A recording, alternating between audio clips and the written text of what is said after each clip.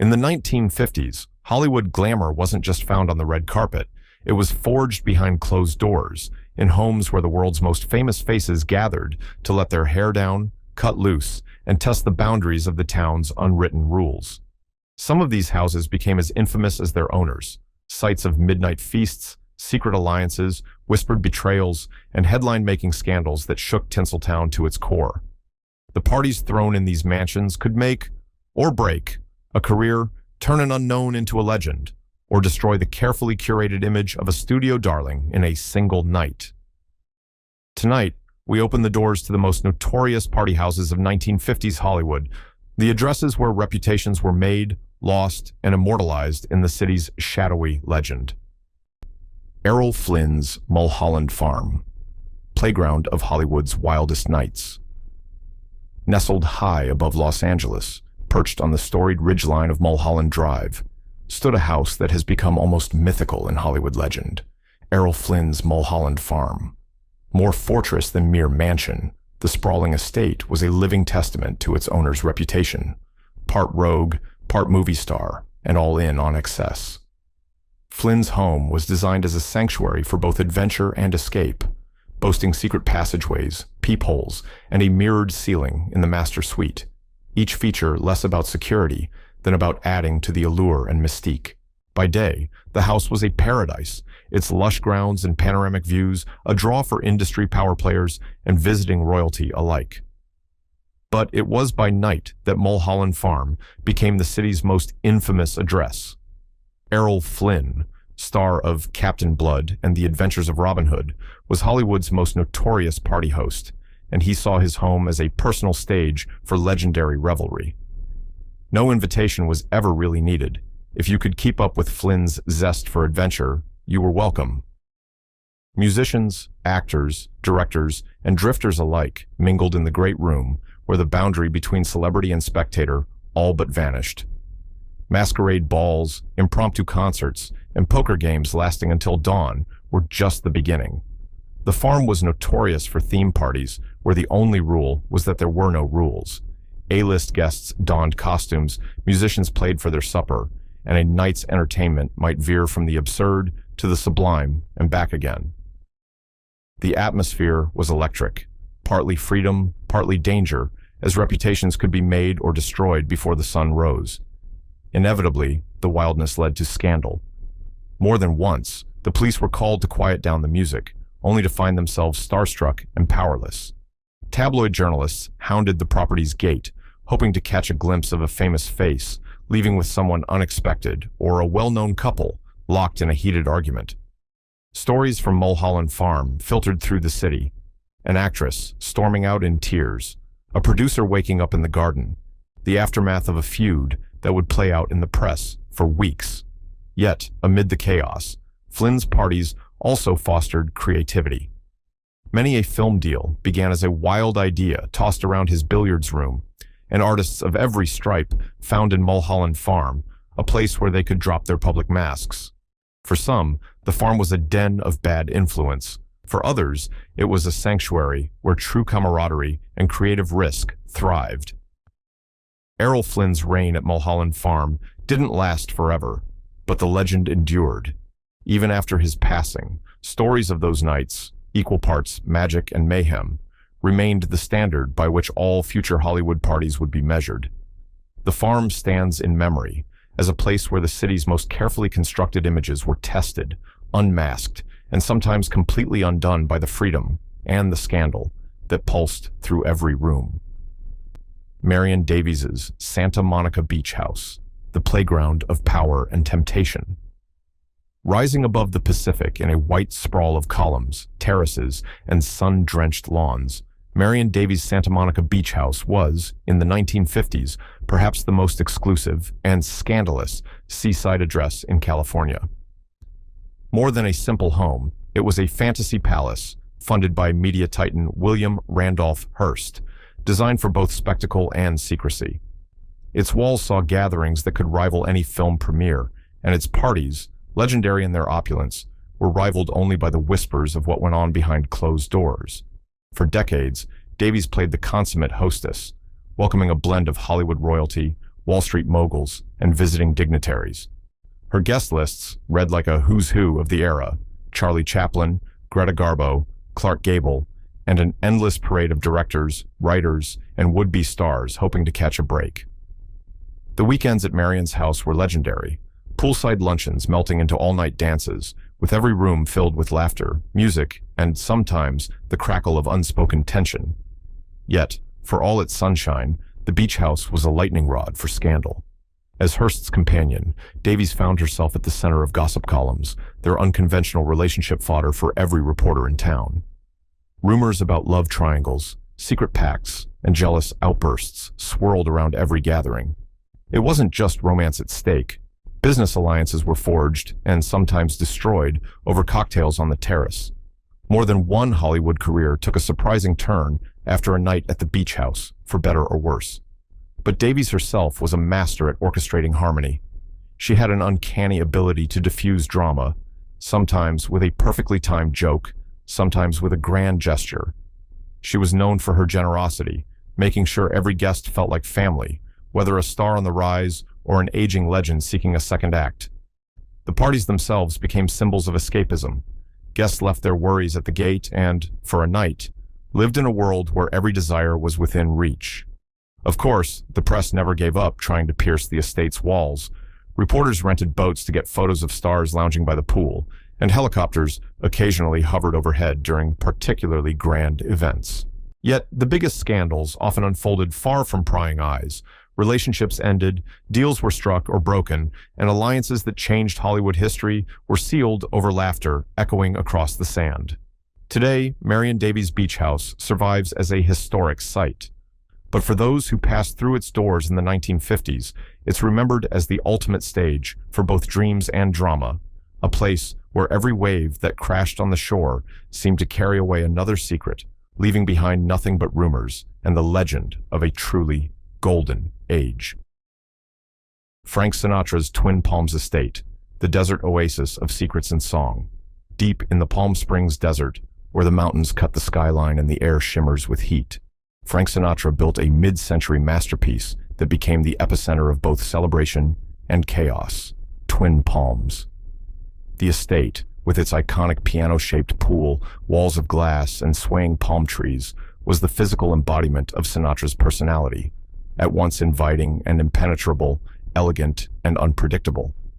When Frank first moved in, he was already a legend. Yet Twin Palms was more than just a retreat from the Los Angeles grind. It was a safe haven for the Rat Pack and a stage for nights that grew wilder the later they stretched. Sinatra entertained like no other, and his guest list was a who's who of Hollywood. Dean Martin, Sammy Davis Jr., Peter Lawford, and Joey Bishop were regulars, with Marilyn Monroe, Ava Gardner, and even politicians dropping by whenever the urge struck. The rhythm of a party at Twin Palms was dictated by Sinatra himself. There were nights of raucous laughter, impromptu performances, and poker games that ran until the sun peeked over the mountains. A favorite pastime was for Sinatra to call for a spontaneous jam session.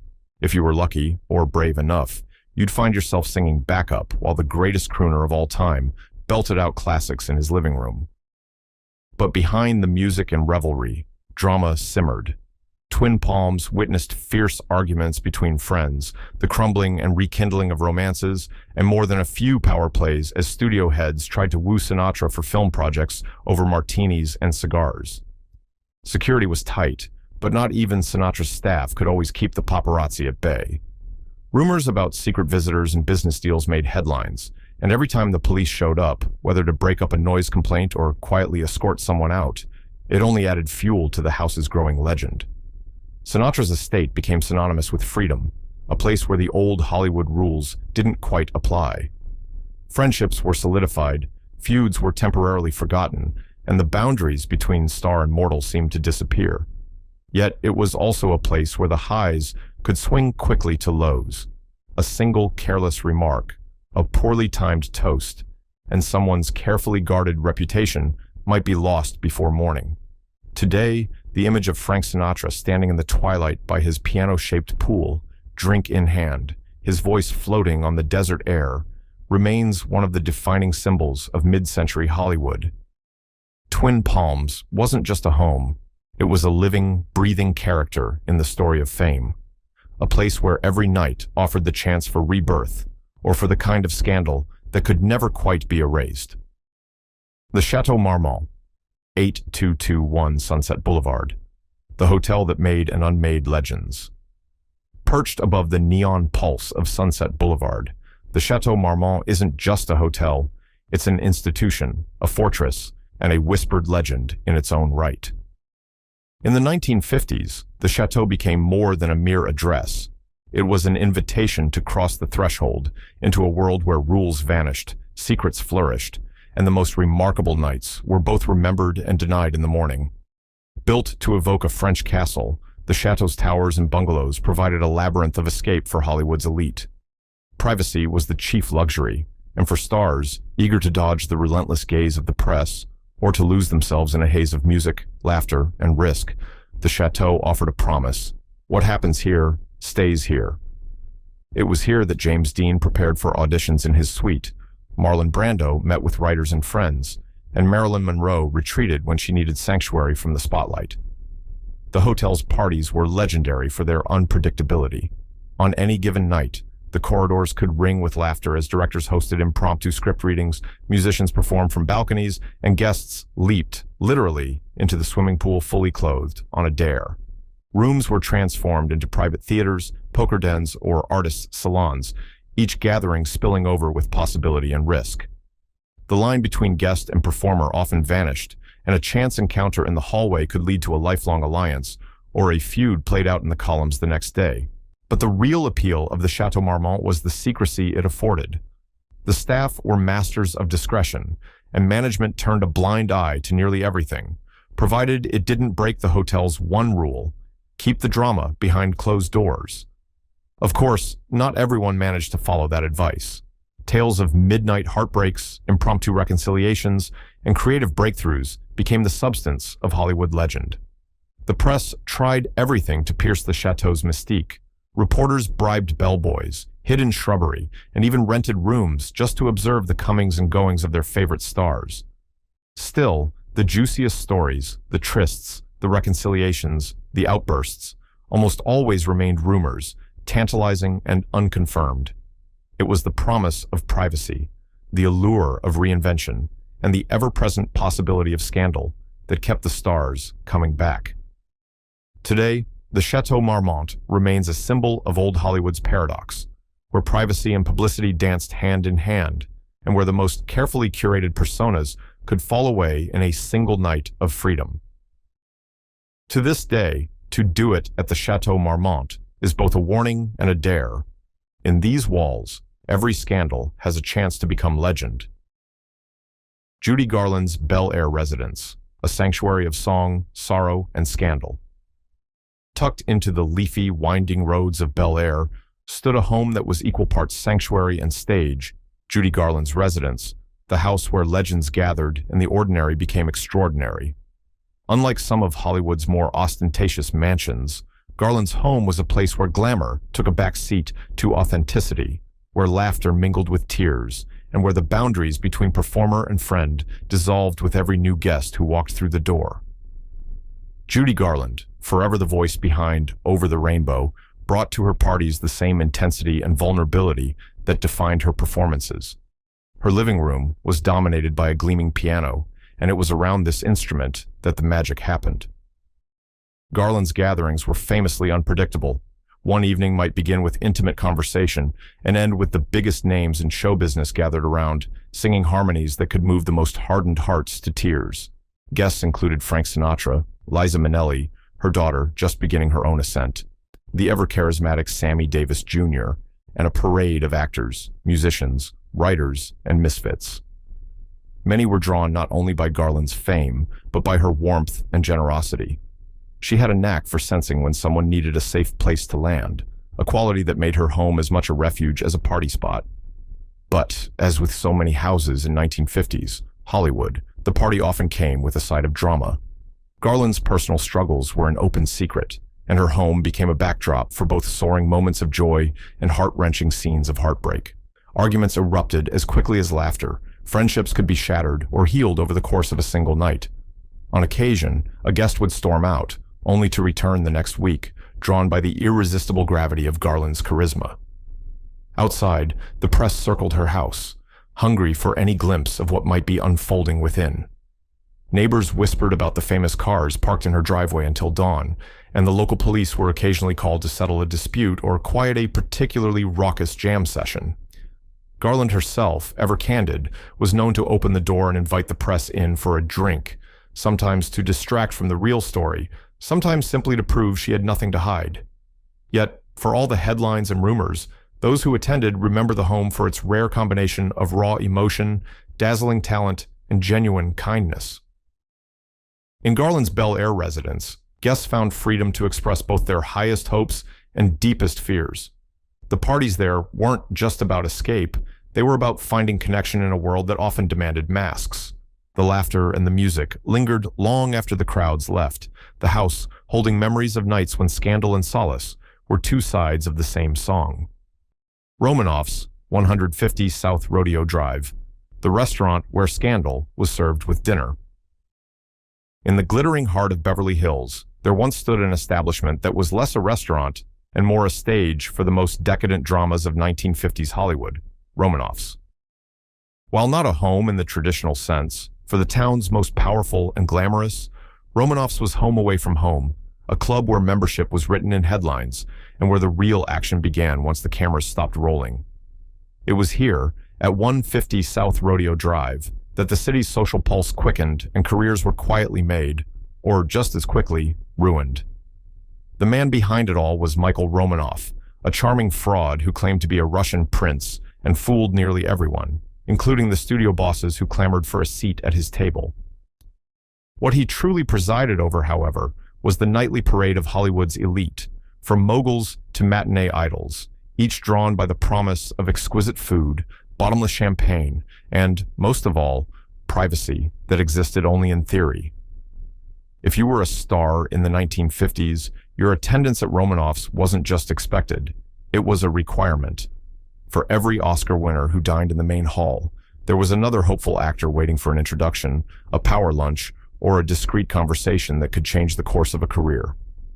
But beneath the polished veneer, Romanoffs was a powder keg. Here, the real stories of Hollywood were born and broadcast in murmured tones over filet mignon and caviar.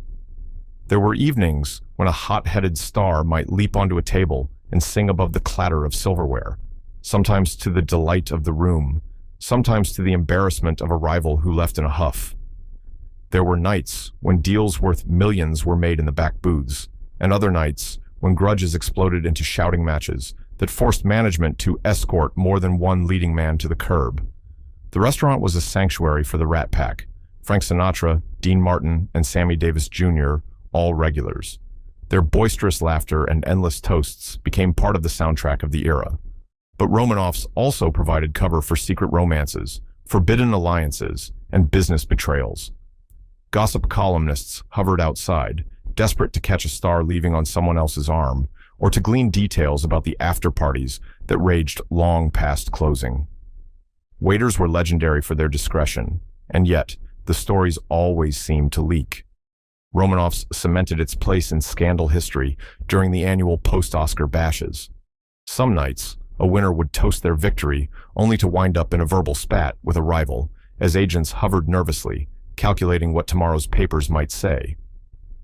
More than one promising career was derailed by a careless quip overheard at Romanoffs. More than one love affair ended or began over a stolen glance across the bar. Yet, in spite of, or perhaps because of, its notoriety, Romanoffs remained the beating heart of Hollywood's social scene until its doors finally closed in the early 1960s. Its legacy lingered, whispered in memoirs and revived in biopics, as the place where the town's most carefully managed images could unravel in a single scandalous night. Romanoffs was proof that in 1950s, Hollywood, sometimes the greatest dramas happened far from the camera's lens, beneath the glint of chandelier light, and over a glass of something strong. Lana Turner's Pink Palace, the mansion where beauty and trouble danced together.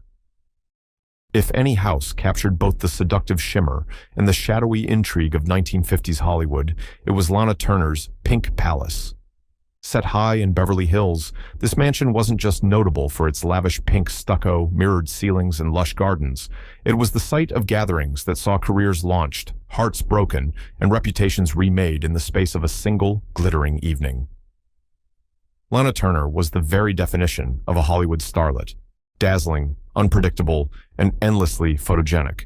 The Pink Palace was her fortress and her playground, a place where she could let down her guard and play hostess to an ever-evolving cast of leading men, ambitious actresses, and the power brokers who controlled the industry's fate. Inside its grand doors, the parties started early and often ended only when the sun threatened to rise. Every room in the Pink Palace had its own story. The marble-floored ballroom echoed with music, sometimes from a professional band, sometimes from a spontaneous jam session led by whoever happened to feel inspired. The garden, perfumed with roses and shaded by towering palms, was the setting for whispered confidences, secret trysts, and deals that could change a career overnight. Sometimes, a simple conversation in the garden led to a coveted audition, a new contract, or, just as likely, a headline-grabbing feud. But the Pink Palace was also a crucible for drama. Lana Turner's personal life was as tumultuous as her screen roles, and her home became the backdrop for more than one stormy romance, emotional confrontation, or headline-grabbing altercation. Neighbors sometimes called the police to complain about noise. But Turner, charming as ever, could usually smooth things over with a smile, or a quick autograph for an officer's family. Reporters and photographers staked out the mansion's gates, eager for evidence of a clandestine romance or a celebrity slipping out after a particularly dramatic evening. Many stories became industry legend, a producer tripping over a fountain in pursuit of an ingenue, a famous actor serenading Turner from the balcony, and, occasionally, a dramatic exit that was talked about for months. Yet, for all the chaos, there was a sense of community inside the Pink Palace. Guests spoke of Turner's generosity and ability to put even the most nervous newcomer at ease. For every scandal, there was an act of kindness, introductions made, friendships repaired, or support given when it was needed most. The Pink Palace lives on in Hollywood memory as both a symbol of breathtaking glamour and a cautionary tale. It was a house where the line between triumph and trouble was razor thin, and where, for a fleeting moment, anyone could feel like the star of their own epic story. The Beverly Hills Hotel Bungalows, hideaways for the hidden stories. Nestled among tropical gardens and cloaked in the blush pink facade that inspired its nickname, the Pink Palace, the Beverly Hills Hotel was a landmark long before the 1950s. But it was the hotel's secluded bungalows, tucked behind tall hedges and winding paths, that truly became ground zero for some of the most legendary and scandalous gatherings of the decade. These private retreats promised sanctuary for the Hollywood elite, shielding their escapades from prying eyes, gossip columnists, and even their own studio bosses. The magic of the Beverly Hills Hotel Bungalows was their flexibility. With just a phone call, a star could book an entire suite of rooms and turn them into the ultimate playground, whether for a romantic rendezvous, a raucous party, or a quiet negotiation far from the public gaze. The bungalows attracted an ever-shifting cast: Frank Sinatra and the Rat Pack, Elizabeth Taylor and Richard Burton, whose stormy romance both blossomed and exploded behind those walls, and even foreign royals seeking anonymity in the land of the movies. Frank Sinatra famously treated his favorite bungalow as a second home, staging marathon poker games and impromptu musical performances that drew in friends and rivals alike. Elizabeth Taylor, no stranger to drama, hosted gatherings so glittering and chaotic that hotel staff would later joke about needing a vacation after each visit. Marilyn Monroe was a regular too, sometimes slipping in alone, sometimes in the company of politicians or fellow stars, always trailed by rumors that would outlast any actual night's events. But the privacy came at a cost. With the comfort and security of the bungalows, stars sometimes let their guard down, and that's when the stories that would haunt them began. There were epic arguments that ended in broken furniture and even more broken relationships. Marriages dissolved, new affairs ignited, and multi-million-dollar film deals were made or undone over the course of a single weekend. Staff at the Beverly Hills Hotel became experts at discretion, mastering the art of delivering room service with eyes averted and lips sealed. Of course, the press was relentless, doing anything to pierce the hotel's veil of secrecy. Some resorted to bribing bellhops or even scaling fences, desperate for a photo or a hint about who was behind closed doors. But, for the most part, the bungalows kept their secrets, fueling even wilder speculation and making them all the more alluring. In the end, the Beverly Hills Hotel bungalows became legendary not only for the excess and drama they hosted, but for their role as safe havens, a place where the most public people could be, for a fleeting moment, entirely themselves. In the stories of old Hollywood, the bungalows are the places where everything could happen, and often did, leaving behind a trail of whispers, triumphs, and, always, a little bit of scandal. Tony Curtis and Janet Leigh's Benedict Canyon home, Hollywood's modernist melting pot. High in the leafy canyons above Los Angeles, Tony Curtis and Janet Leigh built a home that would become a beacon for the young, restless, and wildly ambitious energy of 1950s Hollywood. Their Benedict Canyon house, with its crisp lines, panoramic windows, and sprawling grounds, was a marvel of modernist architecture, but it was the gatherings inside that turned it into a legend. For a brief, dazzling period, the house played host to a social scene that was equal parts elegance, mischief, and controlled chaos. Curtis, with his quick wit and movie star charisma, and Leigh, a vision of poise and warmth, were Hollywood's golden couple. They delighted in bringing together friends from every corner of the entertainment world, directors, screenwriters, musicians, and of course, a steady stream of fellow actors, some established, some still dreaming of their big break. No one could predict who might show up on any given evening, and that unpredictability became a draw all its own. Parties at the Curtis Leigh house were famous for their creativity. There were themed galas with guests donning outrageous costumes and performing in impromptu skits, much to the delight of onlookers. One night might feature a mock Oscars ceremony, complete with handcrafted statuettes and acceptance speeches as heartfelt as they were hilarious. Another evening, a guest might stumble into the backyard to find a full jazz band jamming poolside, with Curtis on the bongos and Leigh singing backup. But the house wasn't just about laughter and spectacle. Like every great party house, it also harbored moments of tension and vulnerability. Rumors swirled about flirtations and quiet feuds that simmered beneath the surface, sometimes erupting into open conflict, sometimes dissolving in laughter before the night was through. Friends remembered the house as a haven for outsiders. Curtis and Leigh welcomed everyone, regardless of status or reputation, and the result was a unique mix of raw talent and raw emotion. Of course, the relentless attention took its toll. As the couple's fame grew, the pressure mounted, and the constant scrutiny of the press became harder to bear. The Benedict Canyon house, once a symbol of their partnership, eventually became a bittersweet reminder of how quickly fortune could shift in Hollywood. After Curtis and Leigh divorced, the house took on a new life as a party venue for Curtis and his circle, and later as a memory-laden shrine to what many considered the last great era of Hollywood innocence. For all the highs and lows, the Curtis Leigh house remains immortalized in Hollywood lore, a place where laughter echoed late into the night, hearts were both broken and healed, and every party felt like a scene from the greatest film never made. Dean Martin's Beverly Hills mansion, where the coolest nights never slept. If the Rat Pack was the heartbeat of Hollywood cool, Dean Martin's Beverly Hills mansion was its private clubhouse, a place where the city's most magnetic personalities gathered to escape the spotlight, bask in friendship, and, inevitably, test the limits of the era's indulgence. Martin's sprawling home was perfectly engineered for entertainment.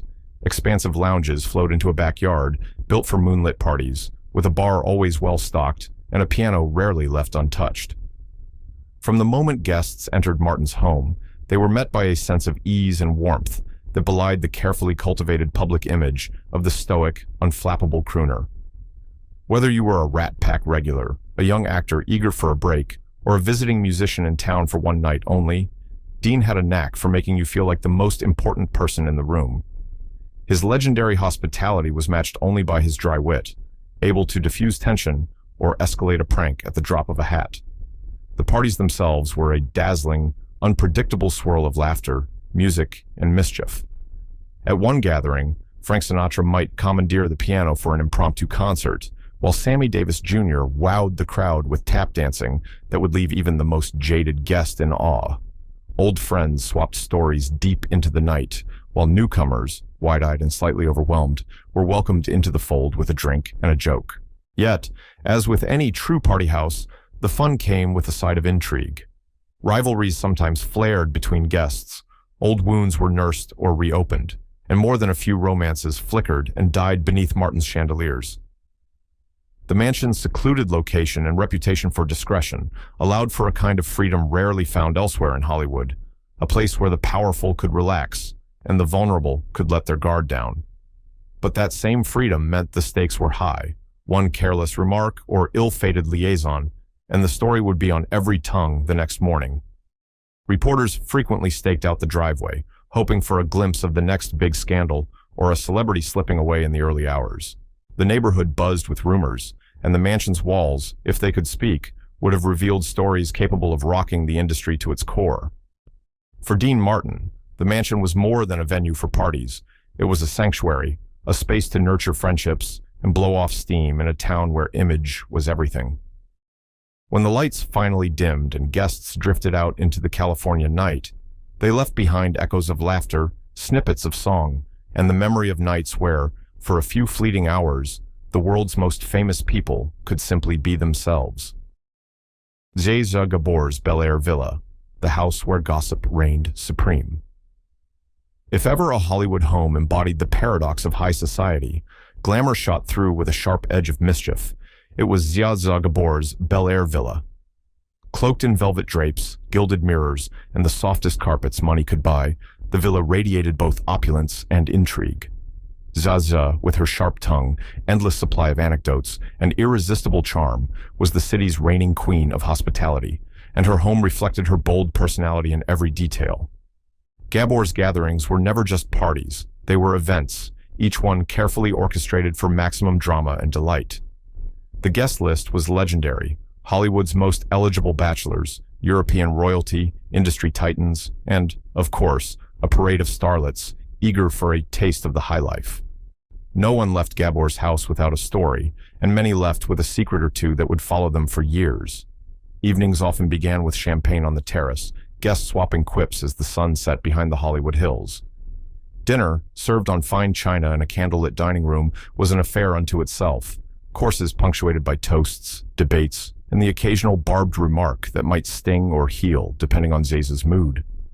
After dessert, the energy shifted, dancing in the living room, games of chance in a hidden parlor, or, more often than not, spontaneous performances by guests eager to impress. But beneath the laughter and spectacle, the villa was a crucible for some of the era's juiciest scandals. Rival actresses traded barbs over cocktails, directors courted muses with promises and threats, and Gabor herself often fanned the flames of rumor with a well-timed aside. Jealous fits, tearful confessions, and secret rendezvous were as much a part of the evening as the food and drink. The press could rarely penetrate the villa's walls, but that only made the outside world more desperate for details. Tales of tempestuous arguments, surprise proposals, and famous breakups leaked out, keeping Gabor's name in the headlines, and her guest list full. Zsa used her home as a tool, wielding gossip as both shield and sword, always one step ahead of the rumors that circled her, like moths around a flame. For Gabor, the villa was a palace and a battlefield, a place to celebrate victories, nurse wounds, and above all, remain at the center of the story. Long after the last guest departed, her legacy lingered in the city's collective memory, a testament to the power of a well-told tale, a lavish party, and a home that made both possible. George Cukor's Hollywood Hills Retreat, the director's secret salon. George Cukor's Hollywood Hills Retreat was more than a luxurious home.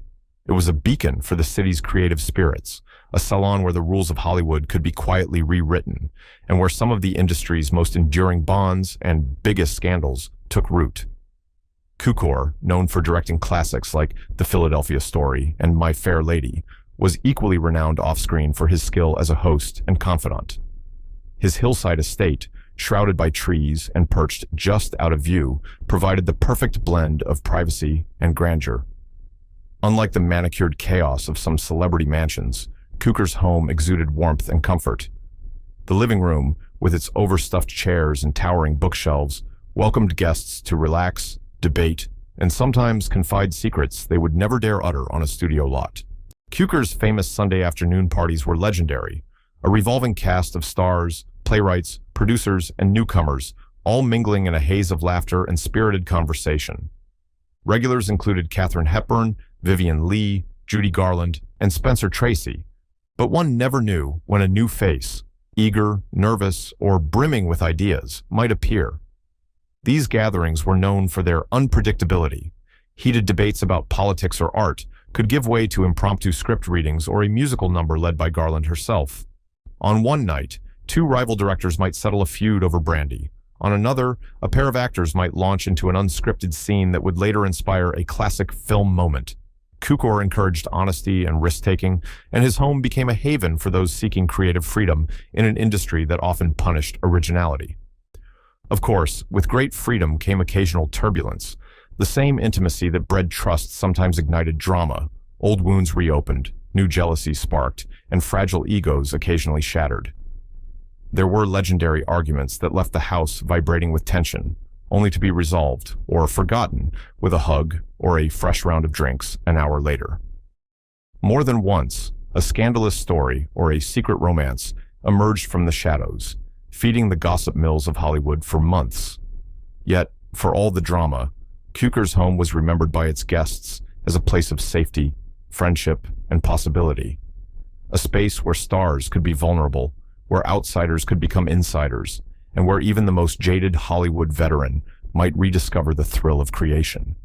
The house's legacy endures in memoirs and industry lore, a testament to the power of genuine connection and the magic that can arise when the city's brightest minds gather under one unguarded roof. The Hurst Castle, San Simeon, the fortress of power and mystery. Few residences in the world have inspired as much awe, envy, and speculation as Hurst Castle, perched high above the rolling hills of San Simeon.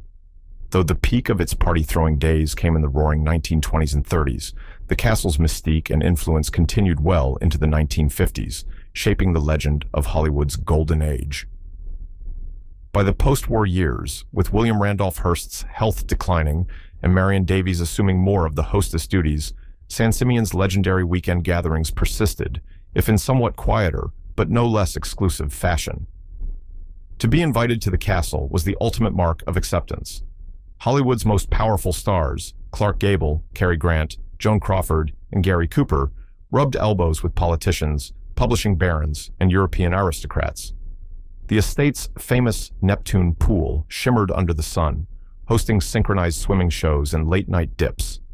The castle's private theater became the venue for advanced screenings and high-stakes business negotiations. In every room, priceless art mingled with whispered conversation, and every guest was acutely aware that history was unfolding around them. But for all its elegance, Hurst Castle was also a pressure cooker. The isolation, miles from Los Angeles, high on its own hill, meant there was no easy escape from the dramas that unfolded. Relationships were tested and sometimes exploded in spectacular fashion. There were stories of feuds sparked over dinner, alliances formed during sunrise horseback rides, and careers rescued or ruined, depending on the outcome of a single weekend's intrigue. San Simeon's staff were renowned for their discretion, and Davies, with her effervescent humor, could smooth over almost any dispute. But even they could not contain every secret. The Hollywood press, denied access to the castle's inner sanctum, resorted to wild speculation, feeding the rumor mill with tales of clandestine affairs, surprise reconciliations, and the rare guest who left in disgrace, never to return. The castle also provided cover for high-level industry negotiations and quiet interventions. More than one scandal was averted by a last-minute change in script, a strategic phone call, or a gentle word from Hearst or Davies. But not every crisis could be contained, and the legend of San Simeon's parties only grew as each decade passed. Even as the era faded, Hurst Castle retained its place in Hollywood mythology, the ultimate fortress of glamour, power, and mystery. Its walls, if they could speak, would tell stories more dramatic than any ever filmed, of ambition and vulnerability, brilliance and heartbreak, and of a Hollywood that, for a brief, shimmering moment, believed it could keep all its secrets locked away in stone. And that's the real story behind Hollywood's wildest party houses of the 1950s, a world where glamour and risk went hand in hand, and every night held the promise of triumph or scandal. These homes weren't just settings for lavish gatherings. They were where the legends let their masks slip and unforgettable stories began. Which house or story stunned you the most? Let us know in the comments below. We love hearing your takes on old Hollywood's hidden corners. If you enjoyed this journey into Tinseltown's most notorious addresses, please like, share, and subscribe for more untold tales from classic Hollywood. There's always another secret waiting to be revealed.